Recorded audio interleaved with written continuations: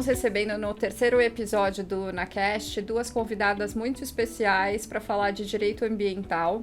A Renata Castanho e a Amália Botter são sócias do Lobo de Riso e elas vão contar hoje para a gente por que essa pauta é cada vez mais importante. Bem-vindas! Obrigada, Lara, é um prazer. Muito bem, vamos começar conhecendo, né, um pouquinho da própria evolução do direito ambiental no Brasil, que eu acho que se cruza um pouco com a história de vocês, né? Por que vocês escolheram se especializar em direito ambiental e carbono, clima, tantas questões complexas envolvidas nessa agenda? Conta um pouquinho como foi essa jornada.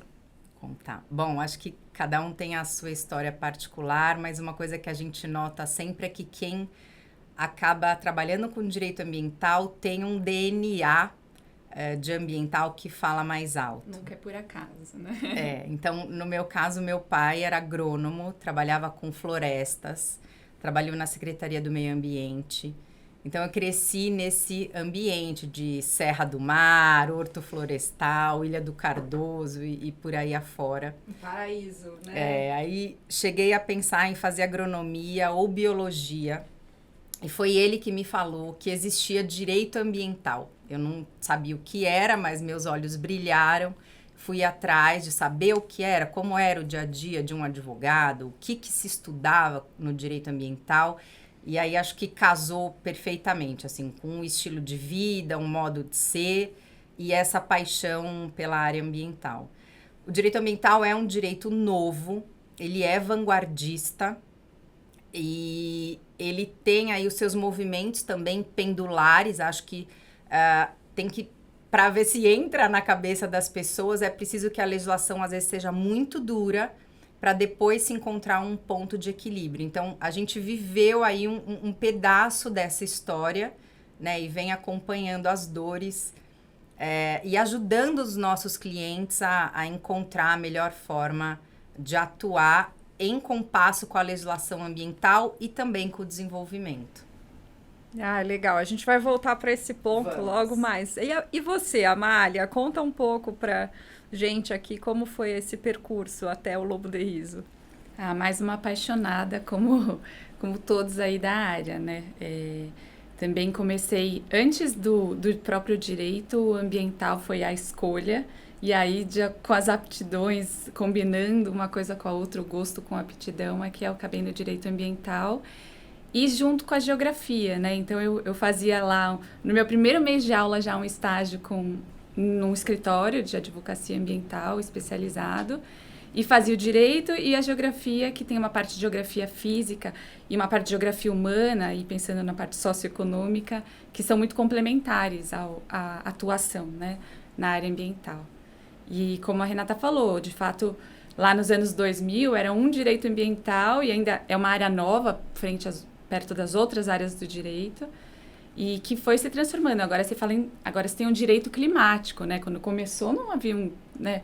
Nos anos 2000 não se falava em direito climático, apesar de ter já acordos internacionais, não se falava em litígios, né? E aí já no mestrado, lá em 2016, em Londres, isso já era quente, o assunto de litígios climáticos no mundo já era central, assim, das discussões na academia.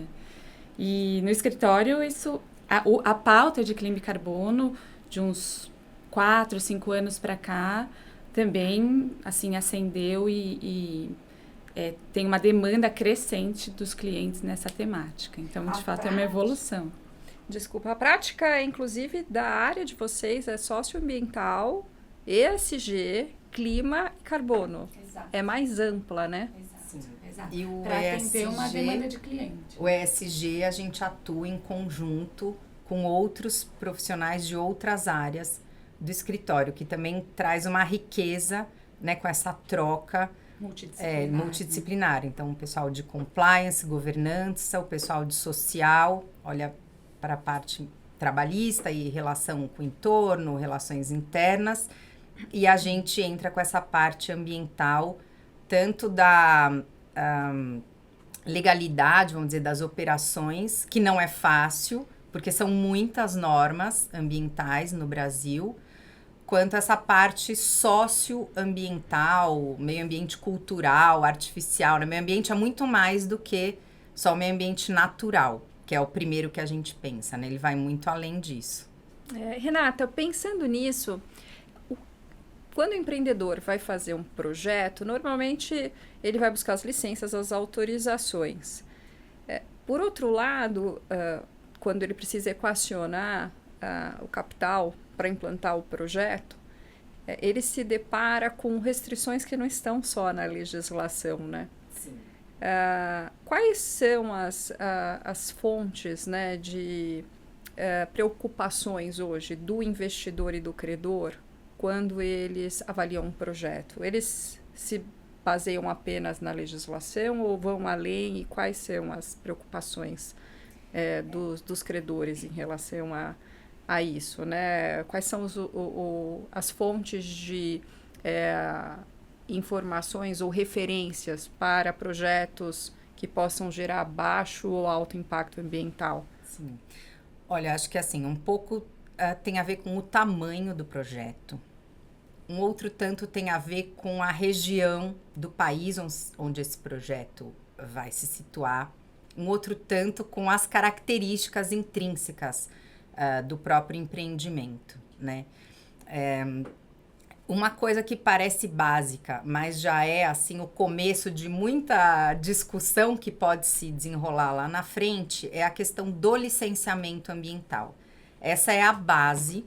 Essa tem que estar muito bem estruturada, tanto em termos de se saber quem é o órgão competente para aquele licenciamento, e por mais que a legislação tenha aí já próximo de 40 anos, a gente ainda discute competência em matéria ambiental. A outra questão é o estudo que vai amparar esse licenciamento. Existe ainda muita discussão em torno de qual é o estudo adequado para determinados tipos de projetos. Então, vamos dizer assim, isso por si só já dá muito pano para manga. É importante que o empreendedor esteja muito bem assessorado tecnicamente por uma empresa de consultoria técnica, com know-how, com experiência. Ele vai lidar com audiências públicas, via de regra... começar o processo, né, no meio do caminho. Exatamente, né? exatamente. Não é incomum, né? E aí agora a gente tem uma nova pitada, né, um novo ingrediente, que é essa questão social dos impactos nas comunidades que estão na área de influência do empreendimento e que realmente aí tem dado muito pano para manga no judiciário ou mesmo administrativamente. E como isso é menos caixa de Pandora para o empreendedor, né? Porque às vezes a gente aqui também tem clientes que trazem muitas queixas, né, sobre esse risco do desenvolvimento, né? E por outro lado, ouvindo o credor e o investidor, tem muita surpresa no meio do caminho, né, de riscos que se materializam durante a estruturação de um projeto. Você consegue trazer... ou algum caso, né, ou alguma receita de bolo, vamos dizer assim, de melhores práticas para mitigar esse risco durante a estruturação de um projeto, né, que tenha se mostrado uma boa prática, porque no final do dia ainda tem um componente de surpresa grande em relação a risco ambiental, ou essa é uma percepção que não, veja bem, não é tão surpresa assim, o que precisa é seguir uma trilha mais...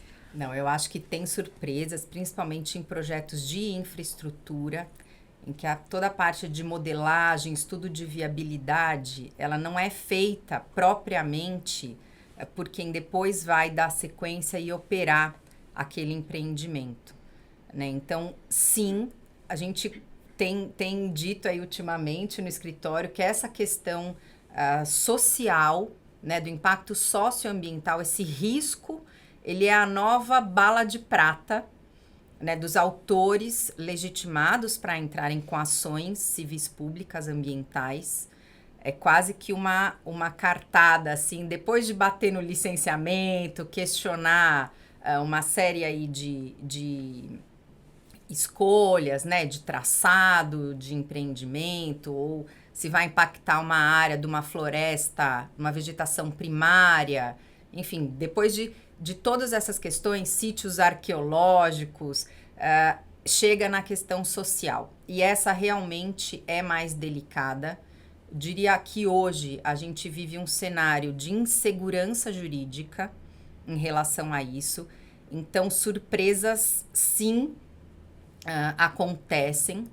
E isso gera atrasos significativos nos projetos, quando não a sua inviabilidade, né? Então, a gente tem visto, por exemplo, alguns estados onde existe essa questão das comunidades, ela é mais presente, essa questão vem mais à tona. Então, estados do norte, centro-oeste, a gente tem alguma coisa no sul também. Quando tem uma interface com terra indígena, o assunto sempre é mais delicado, mas existem outros povos tribais, né? E hoje já se estende para um conceito de tradicionais, e não tem uma definição do que é essa tradicionalidade. Então, os antropólogos, tem gente que puxa mais para uma coisa de autodeterminação dos povos, e tem outros que puxam mais para uma questão de um reconhecimento formal por alguma autoridade governamental quanto àquela tradicionalidade. Então, por exemplo, comunidades quilombolas hoje já não se discute a questão da tradicionalidade, mas existem outras comunidades com costumes próprios, organizações sociais próprias, em que não tem hoje também uma referência, um órgão governamental que vai tutelar esses direitos, né? Especialmente ribeirinhos, caiçaras. Exatamente. Isso acho que traz também um pouco a importância do SG, né? De você investir em boas práticas de relacionamento com a comunidade, com os povos afetados, desde o início de estruturação desses projetos, sim, né? E sem dúvida um mitigador que é comum, assim, não existe receita de bolo pelas peculiaridades todas, mas tem um mitigador comum que é tentar de fato antecipar estudos e bem feitos, assim, com consultorias técnicas especializadas naquela atividade ou naquela região ou com aquelas comunidades tradicionais no entorno, e até antecipar um movimento de consulta mesmo, né? Antes até da consulta, né? De identificação dessas comunidades. E quanto antes se faz esse trabalho, parece que assim, você tem que investir antes. Putz, isso é custoso, né? Não é simples, mas evita atraso depois no licenciamento. Então, se você antecipa um pouquinho, investe mais em estruturar essa parte de início, eu acho que o resultado no cronograma é mais favorável depois, né, na sequência. E essa coisa das boas práticas, Lara, para além da legislação, né, a Renata comentou, Política Nacional de Meio Ambiente com relação ao licenciamento, as resoluções CONAMAS que regem essa parte toda do licenciamento que ela estava se referindo, também tem uma pitada a mais, um ingrediente a mais, assim, um pacote, que os analistas ESGs já consideram há muito tempo, para além da lei, que são os princípios do Equador, né, desde 2003, ali, são os primeiros critérios para identificar, para mapear e avaliar risco socioambiental, diretrizes da OCDE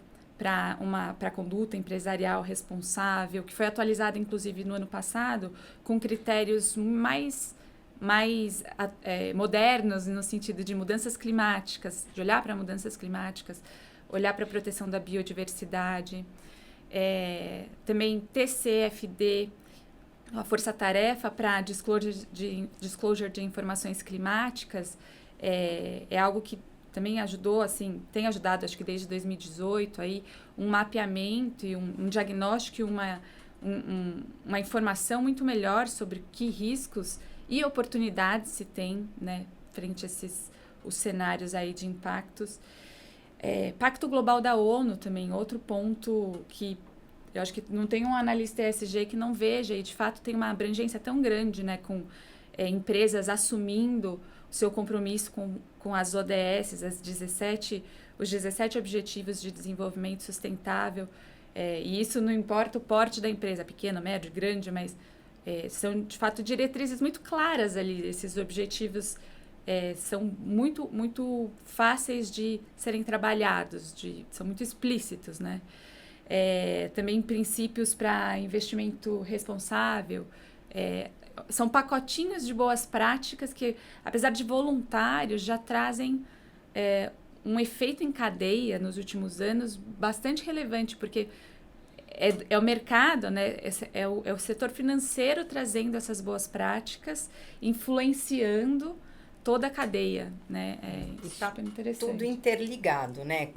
Talvez até esticando aqui um pouco a corda, mas se a gente pensa nas novas diretrizes da União Europeia, Estados Unidos, começam a olhar para a cadeia de fornecimento, a questão da rastreabilidade das commodities.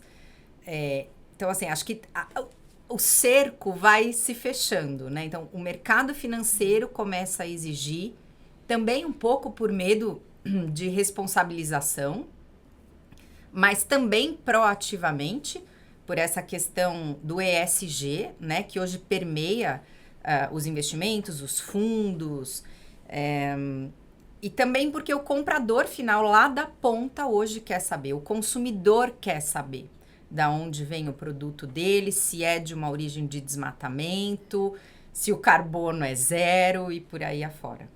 Renata, você trouxe um gancho super bacana, que é o empreendedor, ele acaba ficando com a tarefa de equacionar os desejos e protocolos dos investidores, dos credores e dos clientes.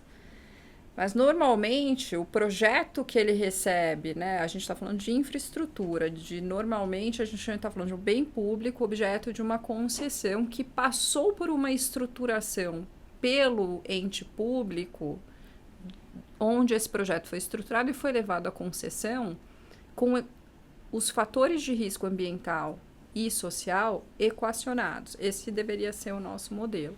No entanto, o que a gente vê na prática é que muitos projetos são licitados sem endereçar, de fato, todas as demandas sociais, ambientais e dos pactos assinados pelos principais atores do mercado de capitais. E aí o famoso risco de estruturação, ele começa a se materializar já na mão do empreendedor que ganhou a licitação, né? A gente tem alguns casos famosos, né, que a gente pode comentar, de projetos em que eles experimentaram, de fato, muita dificuldade para levantar recursos e fechar essa equação, né? Sim. Entre a demanda dos stakeholders que não foram devidamente consideradas durante a estruturação do projeto antes dele ser licitado, né? Sim. Acho que essa é uma dor grande que a gente ainda tem, né? Ela é uma dor grande. Esses estudos de viabilidade, né, prévios, ou mesmo uma matriz de riscos, elas não são vinculantes por parte do poder público. E isso joga para o concessionário depois descascar esse abacaxi, vamos dizer assim. É bastante comum, assim, em qualquer licenciamento, você ter complementações aos estudos. Isso é comum, é natural, é saudável, significa realmente que o órgão também está analisando e pedindo um aprofundamento de informações em determinadas questões. E até seguindo com modernização de tecnologia, né? Exato. Avançando conforme... No entanto, o que a gente vê nos projetos de maior envergadura, de infra, é que muitas vezes o estudo tem tantas falhas que isso macula o projeto. O projeto leva muito tempo para deixar para trás aquelas lacunas e realmente convencer a opinião pública de que agora ele é robusto e contempla todos os riscos, né? E analisa todos os impactos positivos e negativos do projeto. E aí, de novo, a gente está falando em cronograma, a gente está falando em investimentos adicionais não previstos. E esse risco, ele, se não resolvido na origem, Acho que ó, ele permanece durante a operação, o que leva um contencioso durante a operação para lidar com essas disputas grandes.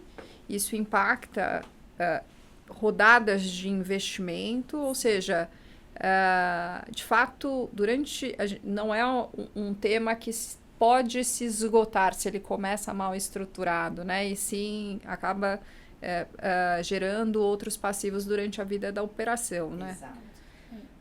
E a própria, é isso, você renova uma licença ambiental de operação de tempos em tempos, tem que manter e renovar, cumprir com as condicionantes da licença para você obter a próxima.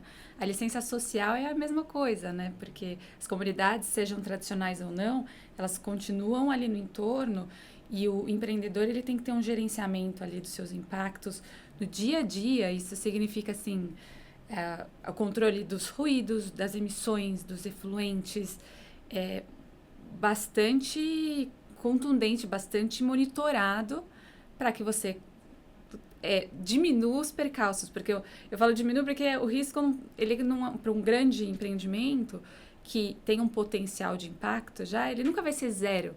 Ele tem sempre algum incidente de um vazamento ou um equipamento que parou, ou uma chaminé que teve alguma questão com uma emissão acima. A forma como ele lida e monitora e tem ali até, inclusive, planos de ações para mitigar acidentes, faz toda a diferença durante o percurso, né? Sim. E é uma coisa assim, aquela análise de dupla materialidade de riscos e impactos. Os riscos de dentro para fora, né, do negócio, como o negócio afeta, e também de como o negócio é afetado, pensando nos riscos de fora para dentro. E aí entra a parte da componente climática, que acho que a mais ainda atualmente, né, neste momento falando sobre isso, como que você monitora os efeitos do clima, os efeitos extremos, então, de enchentes, de secas, queimadas, deslizamentos na sua operação, né? E é um ponto muito custoso, porque isso leva... Você tem que investir em tecnologia. Recentemente, até eu vi a CCR, ela fez uma parceria com uma startup de meteorologia para conseguir monitorar mais em tempo os efeitos das mudanças ali do clima. Coisa que ela não está visto os deslizamentos no litoral paulista, fluminense, o quanto que a operação dela foi afetada com esses eventos. E de fato, então, o plano de mitigação, né, climático ali dentro da operação, né, durante a vida do projeto.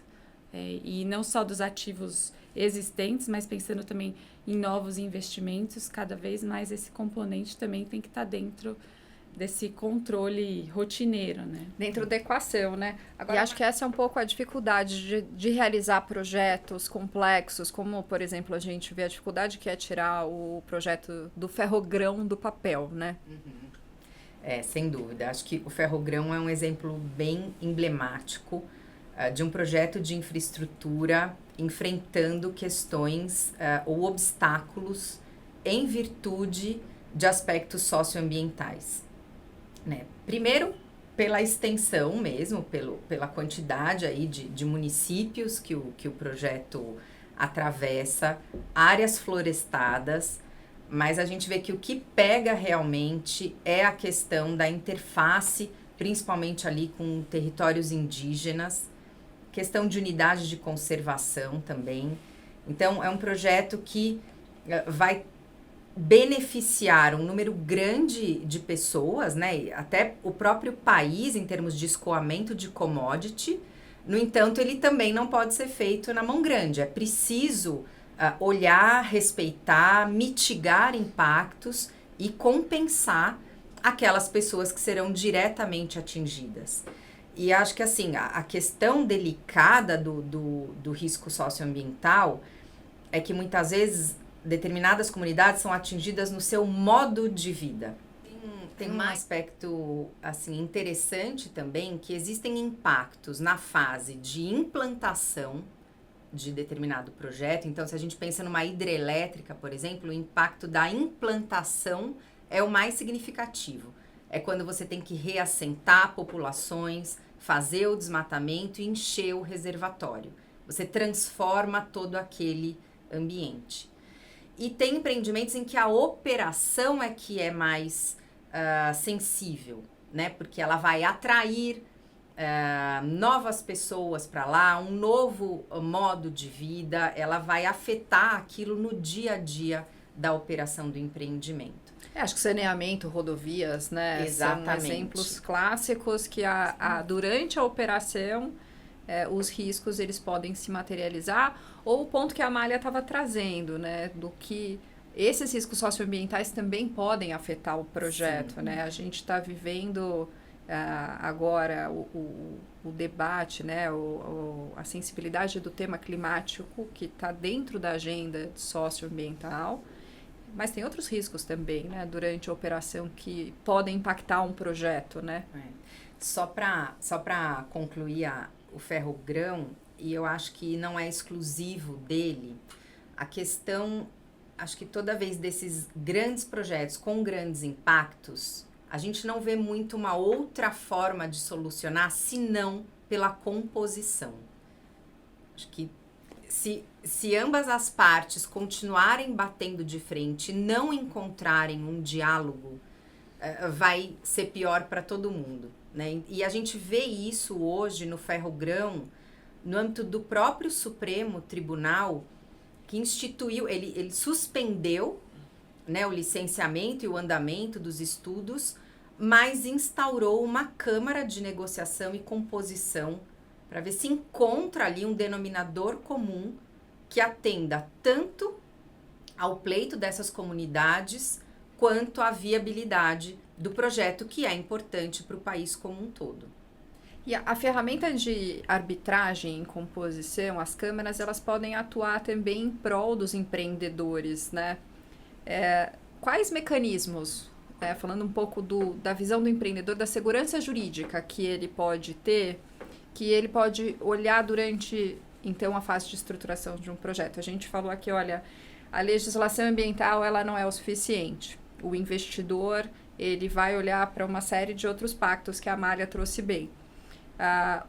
O off-taker, o cliente final, ele vai cobrar uma série de boas práticas. Que segurança jurídica e que melhores práticas esse empreendedor pode cuidar, além de montar um time, além de cuidar dos estudos, ao longo da operação? Então, para ele conseguir blindar um pouco e mitigar os riscos durante essa vida. O que você já viu de melhores práticas? Que você acha que foram ou casos bem-sucedidos, ou experiências bem-sucedidas? Isso tem mais a ver com a prática de relacionamento com as comunidades, ou mais, de fato, está próximo dos entes que licitam? Bom, eu acho que uma prática que vai parecer, assim, uma fala muito ESG, que tem se ouvido demais, né? Mas que de fato, é uma solução que faz toda a diferença e a depender do perfil do cliente, a gente nota diferenças nisso. A governança envolvida, e a governança significa desde dos altos executivos ao time jurídico, ao time de operações, ao time de meio ambiente, todos envolvidos e conscientes dos riscos socioambientais atrelados, inclusive o risco de responsabilização legal deles próprios, né? Quando a gente fala, a responsabilidade no Brasil, o regime de responsabilidade ambiental, civil, administrativo, criminal, é muito rígido, né? Quando a gente conta isso para eles, olha, de um ato por omissão ou por uma atuação ali questionável do diretor de operações, pode ensejar um crime, uma multa na parte administrativa, um embargo e uma reparação de dano. E uma reparação de dano que no Brasil é algo assim, a gente fala, né? Agora usando juridiquês, me perdoem, mas a responsabilidade civil ambiental no Brasil, ela é objetiva, ela é solidária, baseada na teoria do risco integral e imprescritível. O que isso significa, né? Você tem que reparar, independentemente de culpa, se você teve intenção de fazer aquilo ou não, isso pode ser cobrado de um ou de todos os envolvidos ali. não se aplicam as excludentes de responsabilidade, então caso fortuito, força maior, né? E ainda você pode ser cobrado a qualquer tempo. É imprescritível, não importa se você fez isso há 50, 60 anos. Então, uma forma de educação, de orientação ali, é, de fato, todos terem consciência dos riscos legais atrelados, né? E uma outra parte operacional, Lara, isso sem dúvida, assim, tem que, como eu comentei, o controle e o monitoramento de todas as condicionantes e os impactos de dentro para fora, de fora para dentro. E que as políticas rotina, socioambientais muito... não sejam só um papel na parede, né? Que elas sejam incorporadas. Aí a gente tem boas práticas ESG, umas até que atrelam bônus de executivo ao cumprimento dessas políticas, à observância desses padrões. Então, acho que, de uma certa forma, de novo, o mercado ajudando as empresas a se autorregularem. A gente vê em algumas empresas listadas e também a prática de private equities muito preocupados com o tema de ESG, né?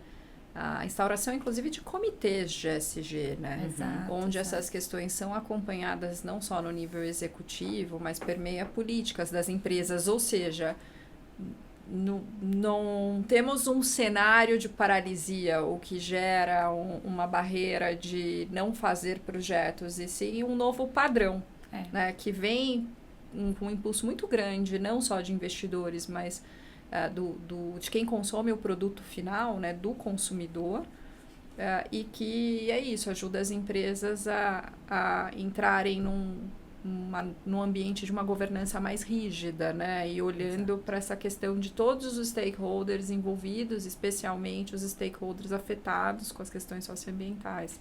E acho que, assim, puxando a sardinha, a brasa para a nossa sardinha, acho que você ter um bom advogado que conheça, né, da matéria, acho que também faz a diferença. O approach inicial com os interlocutores faz diferença.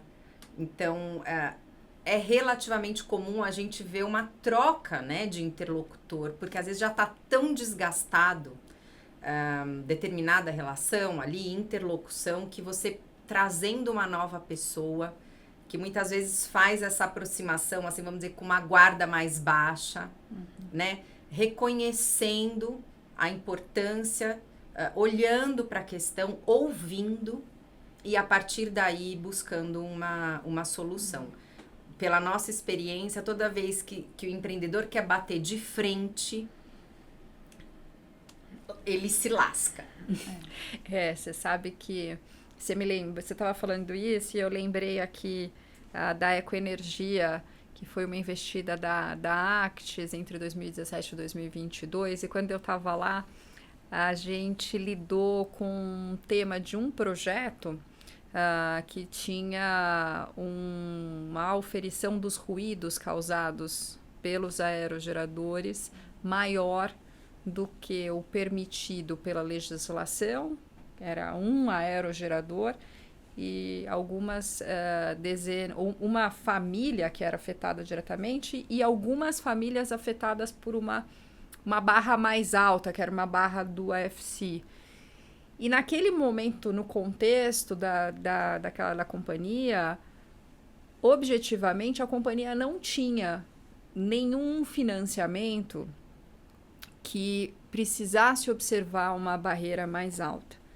Mas a postura do Comitê de ESG, que era um órgão da nossa governança, da cultura de ESG, que já era uma cultura robusta, olha, qual é a melhor prática? Porque nós temos famílias afetadas, nós temos um relacionamento com aquela comunidade que precisa ser preservado. A melhor prática é colocar a barreira olhando para o padrão mais restritivo. Então, ao invés de uma família, a gente tem quase 100 famílias para executar melhorias nas casas, fazer reforma nessas casas, para diminuir o problema acústico. Foi um divisor de água no relacionamento com a comunidade. Ou seja, de fato, o investimento que foi feito pela empresa foi um investimento relevante, mas, por outro lado, era o maior projeto da carteira da empresa, virou um divisor de água no relacionamento com a comunidade e virou um divisor de águas também para olhar para as questões que afetam diretamente a comunidade em todos os projetos daquele momento em diante.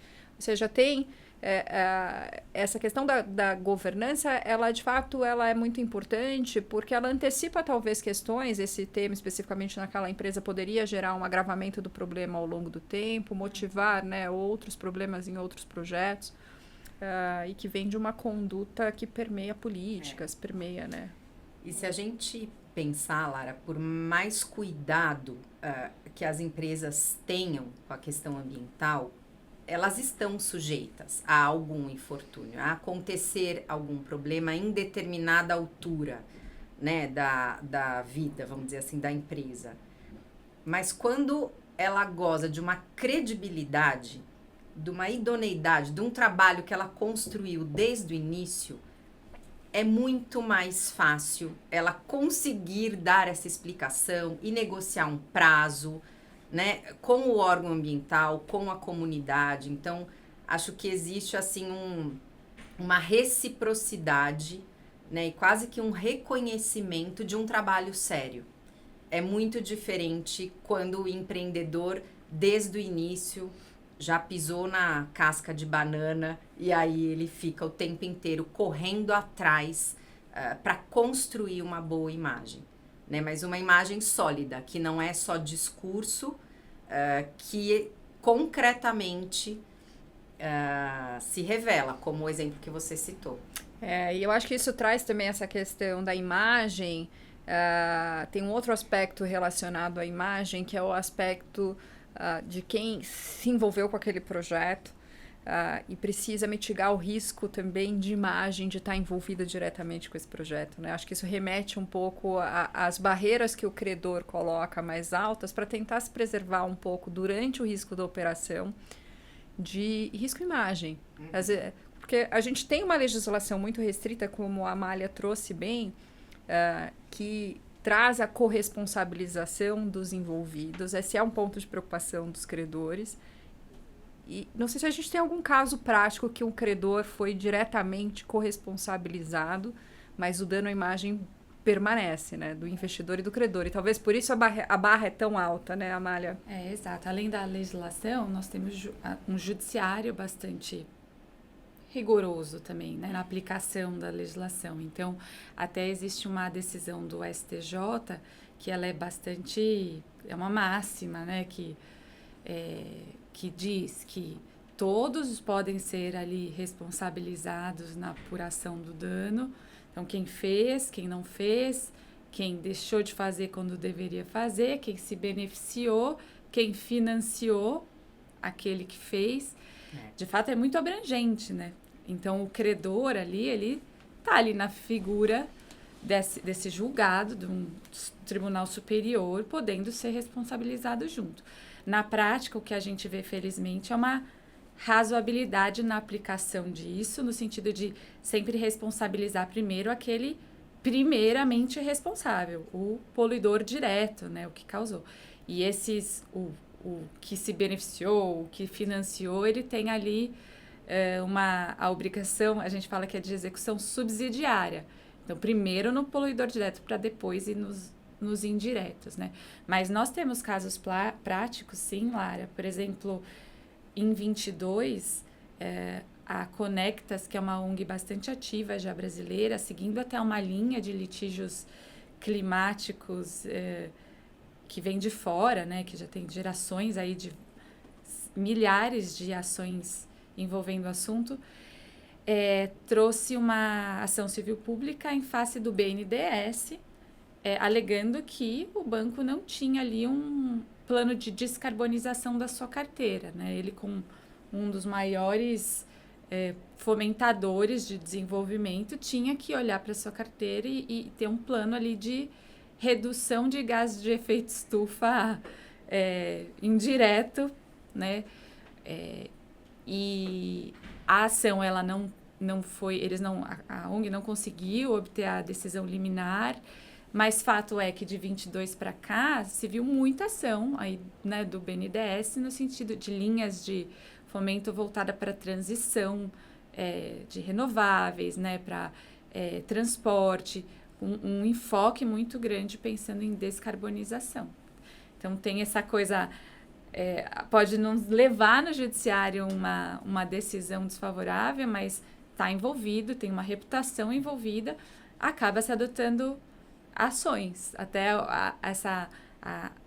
os legitimados aí para ingressar com essas ações, eles estão cada vez mais organizados no sentido de entender, bom, eu posso não ter o fundamento legal que me dá, que vai me dar a decisão favorável, mas só o fato de eu entrar com essa ação, isso já é estratégico para eu conseguir um efeito por conta da reputação envolvida. Né? E, independentemente da litigância, né, dessas ações, o que a gente tem visto no próprio escritório é essa componente climática dentro dos contratos, né, até para tentar evitar um pouco o litígio posteriormente. Um exemplo aqui recente, que foi a consulta pública, é até o contrato da Sabesp, que tinha uma cláusula lá, assim, bastante explícita no sentido de alocar ao poder concedente uma responsabilidade só por eventos, por exemplo, escassez hídrica, decorrente de eventos extremos e comprovadamente imprevisíveis, né? O que enseja uma necessidade dali do concessionário ter que ter um controle, um plano de mitigação, um planejamento muito maior, porque ele é que vai ter que arcar com tudo que está ali de mudanças climáticas previsíveis, né, que muito se tem já de ciência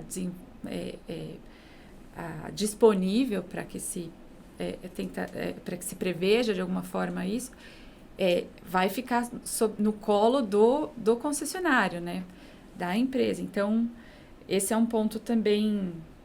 Essas cláusulas estão ficando muito sofisticadas, né, nos contratos, no sentido de alocar menos para o poder público, mais para as empresas e obrigarem esse controle maior e de uma monitoramento. Prova muito difícil de se fazer, né?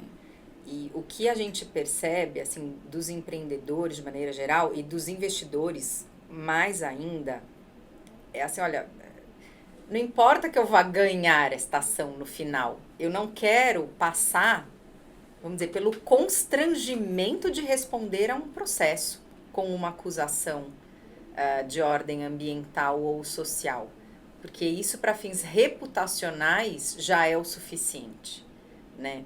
Então, acho que a gente vê a sensibilidade do tema, ela passa muito por aí. Pelo simples fato de você ser incluído no polo passivo de uma ação ambiental e o barulho que isso pode fazer, mais do que se ao final você vai ou não ser condenado, né? E aí a gente tem um exemplo até de uma ação climática também, né, Amália?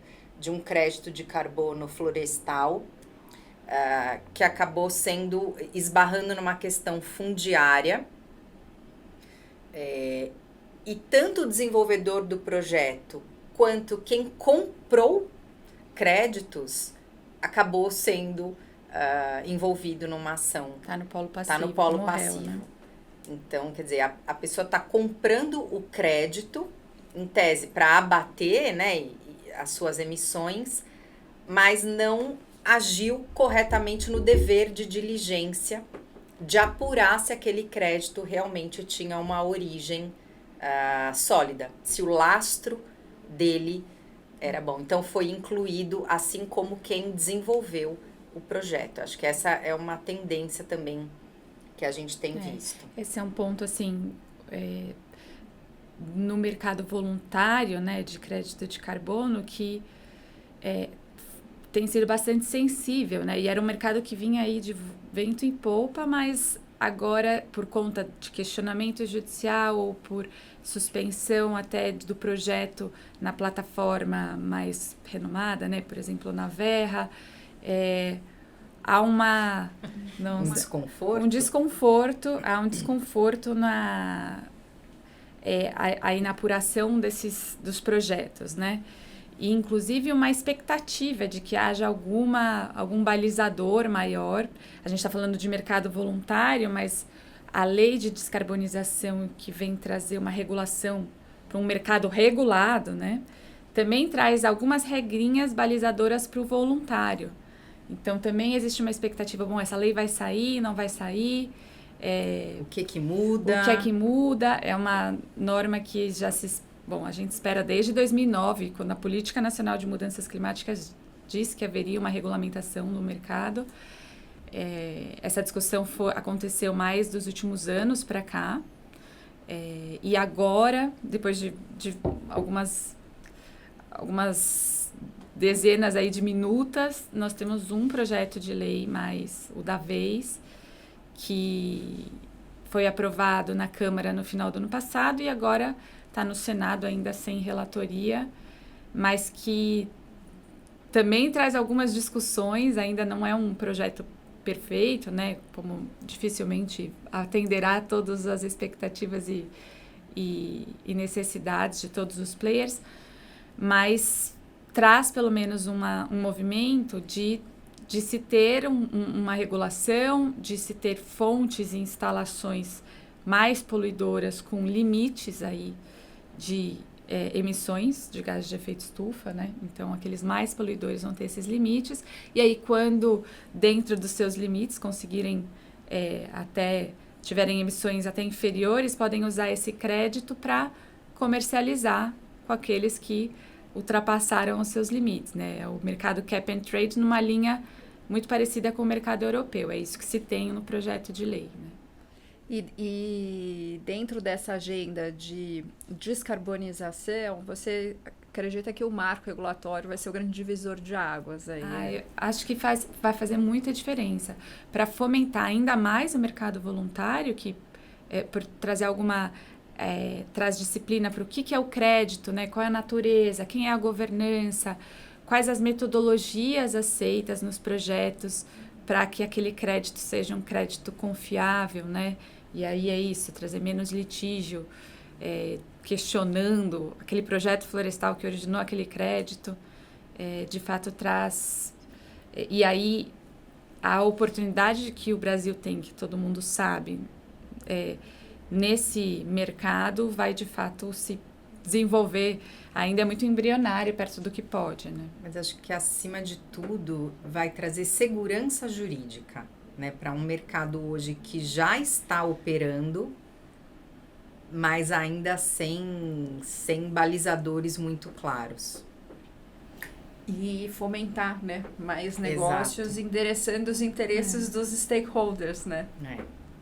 Sem dúvida. Assim como o financiamento, né? Financiamento climático e mercado de carbono são os dois grandes instrumentos aí para incentivar, para fomentar a descarbonização, né? Que requer recursos. A gente já teve metas climáticas, a gente tem os green bonds que trazem metas muito voltadas para social, né? Indicadores sociais. Metas climáticas já foram implantadas? Vocês já viram? Metas climáticas, assim, por lei, nós ainda não temos, né? Meta de redução. E é justamente isso que a gente está esperando. E até na sexta-feira passada, o Ministério da Indústria, MIDIC, instituiu um grupo de trabalho para desenvolver, junto com o setor industrial, o que seriam metas factíveis climáticas para dentro da indústria, né, para cada setor, para justamente se ter metas, mas que sejam atingíveis, né, que não seja algo top-down, determinado pelo governo. E então essas metas virão, essas metas climáticas, e isso vai fomentar de fato o mercado, mais financiamento. E a gente, assim, tem uma preocupação, a nossa visão, via de regra, está do lado do empreendedor, então também nem quero aqui que pareça que a gente está totalmente pró-comunidade, é que a gente vê na prática que essa aproximação e esse diálogo são a chave para destravar os empreendimentos. E isso se deve, em grande medida, a uma falta de regulamentação da matéria. Então, a OIT, a Convenção OIT 169, trouxe essa ideia das consultas prévias, livres e informadas. O Brasil ratificou e internalizou essa convenção, mas ninguém sabe como faz, que rito seguir, na porta de quem você vai bater. Então, fala-se em protocolos de consulta de cada comunidade. A maioria das comunidades não elaborou o seu protocolo de consulta. Que prazo elas têm para fazer isso? Né? Então, existe uma dúvida, muito se discute também em termos do poder de veto. É uma consulta ou é um consentimento? É uma anuência? Né? O Estado, via de regra, é o detentor ali da decisão. A caneta está na mão do Estado enquanto órgão licenciador. E ele vai ouvir os intervenientes desse licenciamento, vai realizar audiências públicas para a população como um todo e vai receber o resultado dessas consultas individuais, né, que levam em conta as peculiaridades daquelas comunidades. Agora, o empreendedor, o que ele quer? Ele quer segurança jurídica. Exato. Ele não quer não fazer. O empreendedor quer fazer, desde que ele saiba o que ele tem que fazer. E o que ele, quando fizer, vai estar bom. Essa é a grande dificuldade. E ele quer ter segurança do prazo. Exato. Que ele tem para executar um projeto. Ele quer ter segurança de quanto vai custar. Principalmente quando a gente está falando principalmente de infraestrutura, que é uma concessão por tempo determinado, ele assume uma premissa de prazo para construção, investimento, prazo de operação, e essa insegurança em relação a projetos que vêm sendo licitados sem a equação socioambiental bem resolvida, cai no colo do empreendedor de fato, né? Então, acho que o alerta aqui é importante no sentido de essa agenda ela é mais complexa do que seguir a legislação e conseguir uma licença, né? Sem dúvida. E olhando para o futuro, né, olhando para os novos projetos, acho que os empreendedores e também as agências reguladoras, os ministérios, eles têm prestado mais atenção na complexidade dessa agenda. Os bancos, os credores, né, os investidores, trazido, né, mais atenção para esse tema. A gente tem, de fato, uma convergência aí de agentes priorizando mais investimentos que afetam positivamente a mudança climática, que afetam positivamente a agenda de carbono, as comunidades. Olhando o retrospecto e onde a gente tem uma agenda positiva, né? Onde, de fato, entrou para a equação a questão do risco socioambiental, do clima e do mercado de carbono, né? A gente teve um momento histórico na legislação ambiental brasileira, que foi a Lei de Crimes Ambientais. Ela é de 98. E ela realmente foi um divisor de águas, porque ela passou a atingir diretamente quem tem poder de mando dentro das empresas e as próprias pessoas jurídicas, além das pessoas físicas. E o intuito da Lei de Crimes Ambientais não é mandar um criminoso ambiental para a cadeia, mas sim trazer essa questão pedagógica e, em certa medida, coercitiva. Então, forçando o empresariado a se adequar à legislação. Eu acho que a gente vive, como você bem trouxe, um movimento semelhante, agora não pela espada do crime ambiental, mas sim das boas práticas de mercado, que também trazem uma maior conscientização e levam a maioria aí dos investimentos, principalmente os de impacto, nessa direção. E a gente tem um futuro promissor, né? Num país com tanta vocação para mudança e ser mais protagonista, os ativos ambientais que a gente tem, guiar o mercado na direção de boas práticas é quase uma vocação, né? E acho que na rotina diária do escritório temos visto isso mesmo, Lara, assim, como nós mencionamos aqui antes, né? Visto nos contratos, visto nas análises de risco, análises legais, né? Aqui falando, jurídicas. E a tendência é que isso vá... A gente falou aqui muito de licenciamento e da parte climática. A tendência é que a componente climática lá as metas de redução, inclusive, sejam parte do licenciamento num futuro não muito distante. Assim como a gente teve discussões com relação a resíduos, logística reversa, né? Metas de logística reversa viraram condicionantes da licença ambiental para você operar.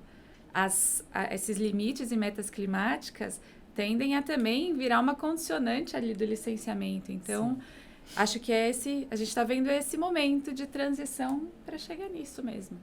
E acho que o interesse, né, de todos os players de fazer uma coisa bem feitinha aumentou sobremaneira nos últimos anos. Assim. Isso é muito bacana até de ver na nossa prática diariamente. Assim. Tá fazendo diferença, né? A prática do direito ambiental, né? Na vida das pessoas. Muito bem, então, muito obrigada por terem participado aqui de mais esse episódio do UnaCast. Prazer recebê-las aqui. Obrigada, viu, Lara? Pela oportunidade. E esse foi mais um episódio do UnaCast, onde a gente ouviu a Amália e a Renata, sócias do Lobo de Riso, sobre uma questão importantíssima que é o risco socioambiental e climático nos projetos de infraestrutura. Aguardo vocês no nosso próximo episódio.